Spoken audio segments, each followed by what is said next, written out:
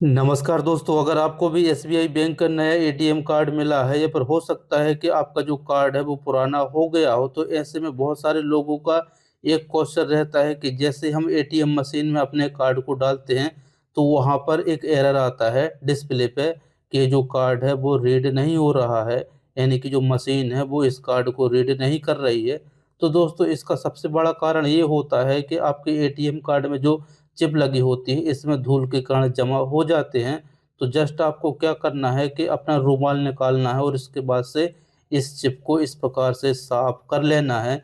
या फिर अगर आपके पास रुमाल नहीं है तो आप शर्ट या फिर टी शर्ट पहने हो तो उसी से इस प्रकार से अपने जो चिप है उसको साफ कर लेना है।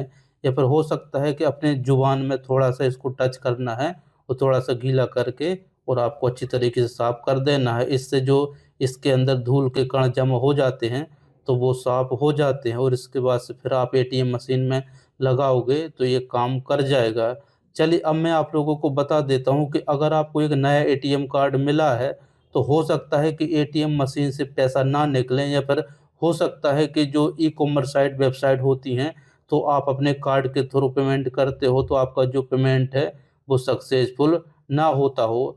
तो इसके 3-4 कारण होते हैं। चलिए, मैं आप लोगों को वन बाय वन करके बता देता हूँ। तो दोस्तों, सबसे पहले एसबीआई इंटरनेट बैंकिंग में आना है, अपना यूज़र नेम और पासवर्ड डाल के लॉगिन हो जाना है और लॉगिन होने के बाद आप लोगों को नीचे की तरफ आना है। यहाँ पर कार्ड वाला एक सेक्शन देखने को मिल जाएगा, आप यहाँ पर देख सकते हो, ये रहा। इसके बाद से आपको डेबिट कार्ड पर क्लिक कर देना है। इसके बाद से यहाँ से अपना एटीएम कार्ड सिलेक्ट कर लेना है, क्योंकि मेरे अकाउंट में 2 एटीएम कार्ड शो हो रहे हैं। अब हो सकता है कि आपके में एक ही शो हो रहा है, तो जस्ट मैं इसको स्लाइड करके इस प्रकार से सिलेक्ट कर लेता हूँ, यानी कि ये जो मेरा कार्ड दिखाई दे रहा है इसी के थ्रू एटीएम मशीन से पैसा नहीं निकल रहा है, या फिर जो ई कॉमर्स साइट है वहाँ पर ट्रांजैक्शन नहीं हो पा रहा है, यानी कि इस कार्ड में प्रॉब्लम आ रही है। तो इस कार्ड को मैं सिलेक्ट कर लेता हूँ और सिलेक्ट करने के बाद आप लोगों को यहाँ पर एक ऑप्शन देखने को मिल जाएगा ट्रांजैक्शन लिमिट का, तो इसी पे आपको क्लिक कर देना है। तो दोस्तों, आप यहाँ पर देख सकते हो जो एटीएम मशीन से कैश नहीं निकल रहा है, तो उसका सबसे बड़ा कारण ये हो सकता है कि ये जो बटन है यहाँ से बंद है। तो सबसे पहले इसको यहाँ से चालू करना पड़ेगा और इसके बाद से आप यहाँ पर देख सकते हो इस कार्ड की जो लिमिटेशन है, यानी कि एटीएम मशीन से एक दिन में मैक्सिमम 40,000 रुपये तक निकाल सकते हो। बाकी आप चाहो तो इसको यहाँ से कम या फिर ज़्यादा भी कर सकते हो, अपने हिसाब से सेट कर सकते हो। लेकिन ये जो बटन है इसको ऑन रखना पड़ेगा, तभी एटीएम मशीन में ये काम करेगा, यानी कि पैसा निकलेगा। इसके बाद से नीचे की तरफ आना है तो यहाँ पर एक और देखने को मिल जाएगा कॉन्टैक्टलेस ट्रांजैक्शन का।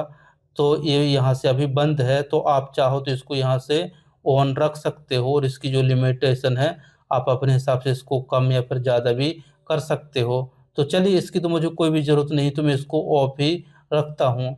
इसके बाद से नीचे की तरफ आना है, क्योंकि आपका ये जो एटीएम कार्ड है वो इंडिया के साथ साथ इंडिया के बाहर भी यूज में ले सकते हो।